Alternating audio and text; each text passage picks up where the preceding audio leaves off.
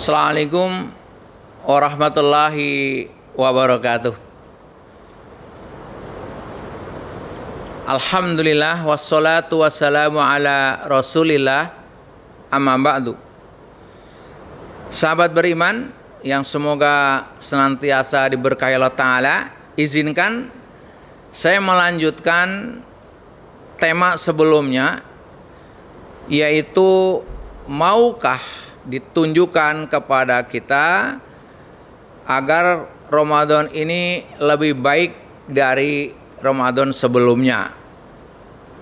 Jadi kalau dibuat judul kemarin kan, mau nggak Ramadan tahun ini lebih baik, gunakan matematika waktu Ramadan. Dan alhamdulillah di pertemuan sebelumnya kita sudah bicara rumus agar hari ini lebih baik, Ramadan ini lebih baik, dan matematika waktu Ramadan.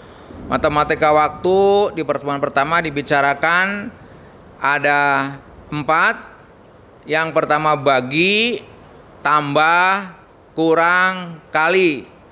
Apa yang harus dibagi? Kemarin sudah, yaitu begitu dapat hari ini waktu dari Allah 24 jam, maka kita membagi dengan mendahulukan skala prioritas yang mana terpenting dengan urutan kerjakan, amalan yang penting dan mendesak. Setelah itu kerjakan, penting tidak mendesak. Yang ketiga mendesak tidak penting. Yang keempat tidak mendesak tidak penting. Itu sudah kemarin. Lalu apa yang kedua tambah. Apa yang tambah? Tentu hal positif. Dalam hal ini adalah tambah penghayatan hikmah puasa.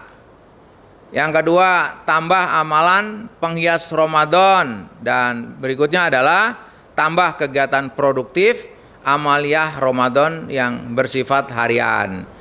Ini juga sudah. Kemudian kemarin juga udah bicara apa yang dikurangi. Kurang yaitu yang dikurangi, kurangi kegiatan yang mengganggu puasa kita, kurangi kegiatan yang tidak penting, hilangkan kegiatan yang buruk yang merugikan. Dan pada kesempatan ini kita bicara dikalikan atau kali. Apa yang dikalikan atau dilipat kali gandakan agar Ramadan tahun ini lebih baik dari tahun kemarin adalah yang pertama penambahan kebaikan. Yang kedua pengurangan keburukan. Seluruh keburukan kita kurangi semua. Yang sifatnya baik tambah. Baca Qur'annya ditambah, sholat malamnya ditambah. Kemudian apa? Zikirnya ditambah, sedekahnya ditambah, kan gitu ya. Ditambah, nah, dilipat, setelah tambah dilipat kali gandakan. Nah, caranya gimana melipat kali gandakan? Ada 4 faktor, rekan-rekan sekalian, pelipat ganda amal. Jadi 4 faktor ini harus dipahami dengan baik. Yang pertama adalah amal bisa dilipat kali gandakan dengan faktor waktu. Itu yang pertama. Yang kedua,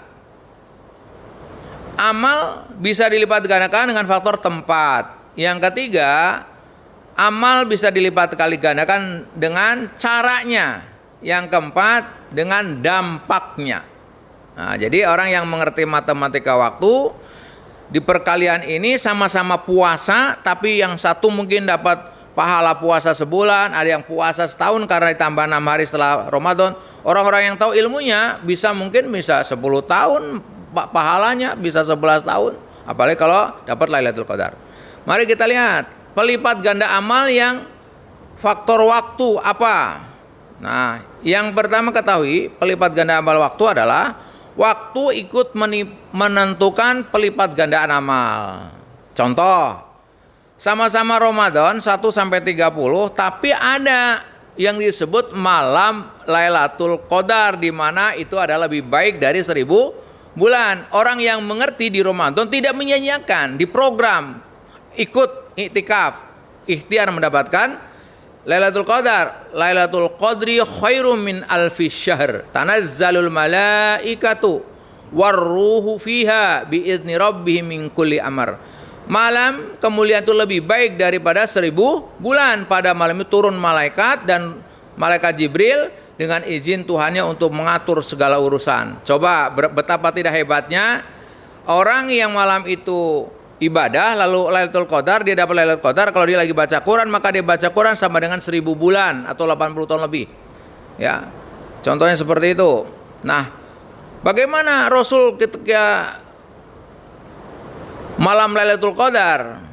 Karena Nabi SAW idza dakhala asru sadda min mi'zarahu wa ahya lailahu wa aiqadha ahlahu. Ada 3 yang dilakukan Rasul. Adalah Rasul sallallahu alaihi wasallam apabila masuk pada 10 hari terakhir atau bulan Ramadan, beliau mengencangkan kainnya, menghidupkan malamnya dan membangunkan keluarganya. Jadi dia sendiri sigap, kemudian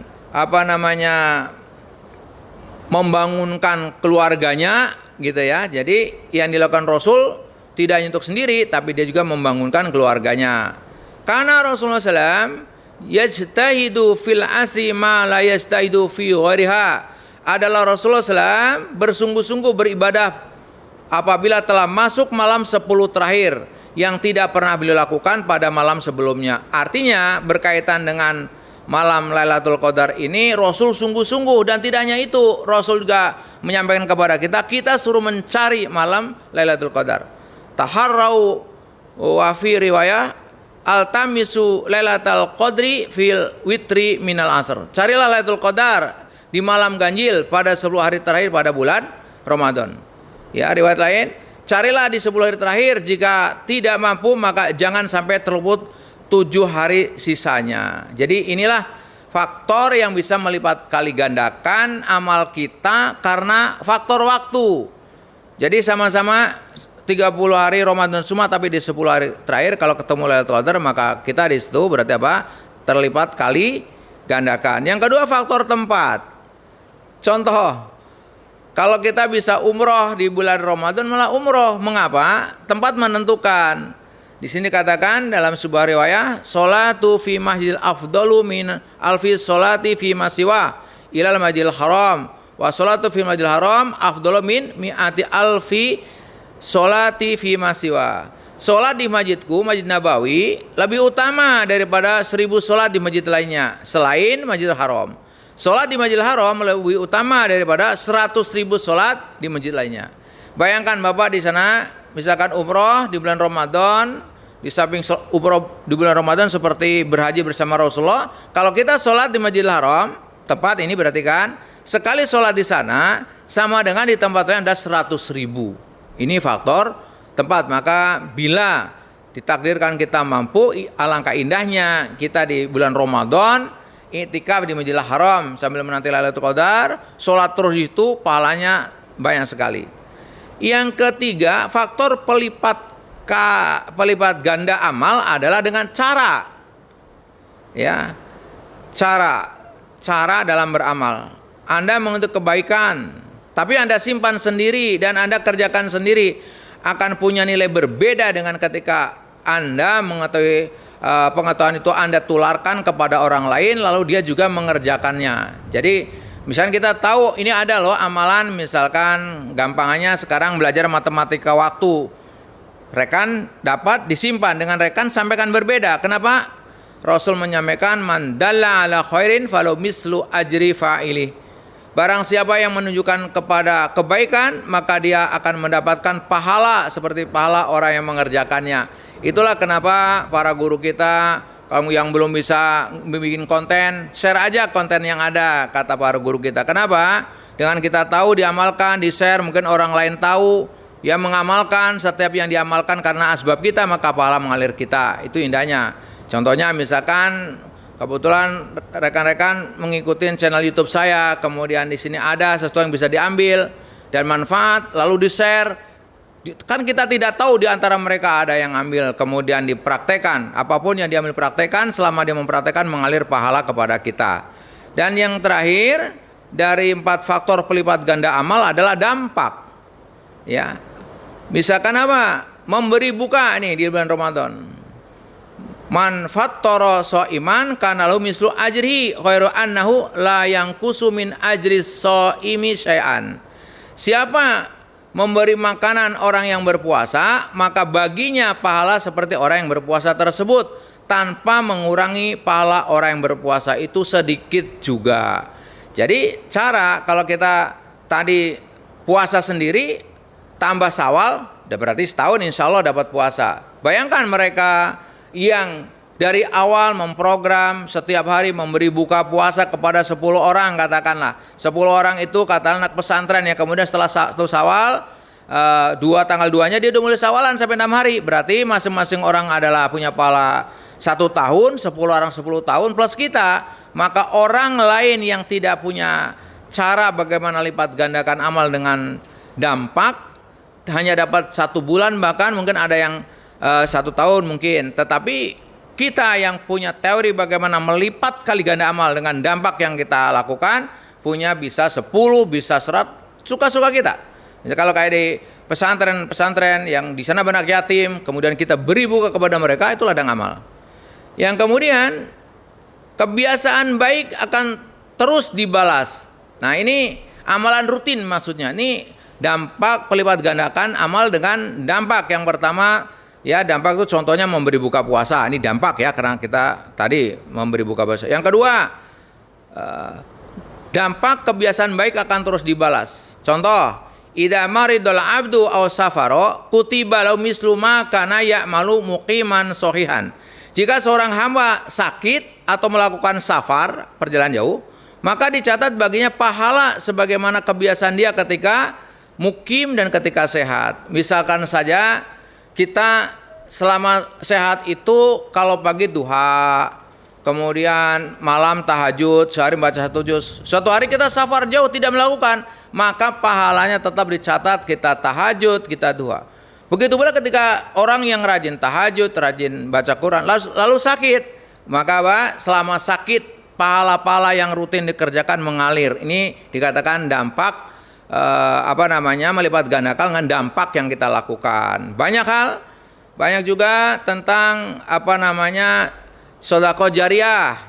Rasul menyampaikan apabila anak Adam itu mati, terputuslah amalnya kecuali amal dari 3, sedekah yang berlaku terus menerus, pengetahuan yang dimanfaatkan, dan anak soleh yang mendoakan. Ini juga dampak orang sedekah jariyah maka akan mengalir terus pahalanya. Demikian pula kita para ulama yang mengajarkan ilmunya, ilmu diajarkan terus kalau diamalkan mengalir.